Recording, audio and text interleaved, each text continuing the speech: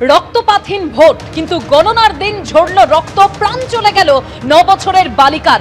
একেবারে কালীগঞ্জ বিধানসভা উপনির্বাচনের ভোট গণনা শেষ হওয়ার আগেই বোমার ঘায়ে প্রাণ চলে গেল 9 বছরের বালিকার। আর এরই প্রতিবাদে সেন্ট্রাল অ্যাভিনিউতে বিজেপির যুব মোর্চার প্রতিবাদ মিছিল। টানা বেশ কিছুক্ষণ ধরে এই অবরুদ্ধ হয়ে থাকার পরে ইতিমধ্যে প্রচুর সংখ্যায় পুলিশ সেন্ট্রাল অ্যাভিনিউতে ইতিমধ্যে নেমেছে, দেখাচ্ছি আমি সেই ছবি। এবং তারা ইতিমধ্যে যান চলাচলের যে প্রক্রিয়া যাতে শুরু করা যায় সেই চেষ্টাই তারা করছেন। এবং ইতিমধ্যে সেন্ট্রাল অ্যাভিনিউতে তীব্র একটা যানজটের পরিস্থিতি তৈরি হয়েছে। কিন্তু কেন এই পরিস্থিতি? সেখানে দেখা গেল যে টায়ার জ্বালিয়ে বিক্ষোভে বিজেপির যুব মোর্চার প্রতিনিধিরা এবং তাদের যেটা কর্মীদের যেটা বক্তব্য, কালীগঞ্জের এই যে ঘটনা, সেই ঘটনার প্রতিবাদেই তারা এখানে বিক্ষোভ দেখালেন। কিন্তু তাৎপর্যপূর্ণ বিষয় হচ্ছে, যখন এই বিক্ষোভ হচ্ছে তখন ধর্মতলার দিক থেকে নর্থ বাউন্ড অর্থাৎ সেন্ট্রালের দিকে যাওয়ার সময় রাজ্যের এক মন্ত্রী যাচ্ছিলেন। ঠিক সেই সময় তার গাড়ি ঘিরেও চোর চোর স্লোগান দিলেন বিজেপির যুব মোর্চার যারা এখানে বিক্ষোভকারীরা। এবং তারপর পুলিশের তৎপরতায় সেই গাড়ি যাতে এই রাস্তা দিয়ে সেন্ট্রাল এভিনিউ থেকে ঠিক কলেজ স্ট্রিটের দিকে চলে যায় সেই ব্যবস্থা করা হলো।